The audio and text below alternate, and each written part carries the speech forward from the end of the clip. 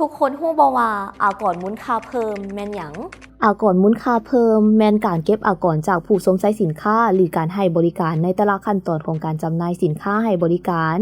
ทั้งผลิตภัณฑ์ภายในประเทศและนำเข้าจากต่างประเทศ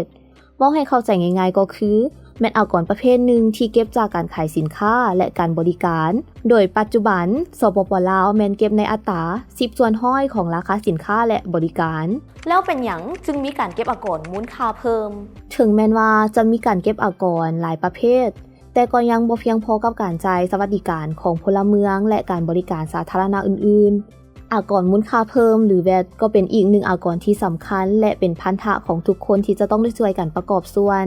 เพื่อมาพัฒนาประเทศชาติเพื่อนำใช้ในสวัสดิการทางด้านสาธารณูปโภคการศึกษาสาธารณสุขคมนาคมและอื่นๆถ้าเปรียบเทียบ VAT อยู่บรรดาประเทศอื่นๆเห็นว่าประเทศที่พัฒนาแล้วหลายประเทศจะมีการเก็บอากรมูลค่าเพิ่มในระดับที่สูงกว่าลาว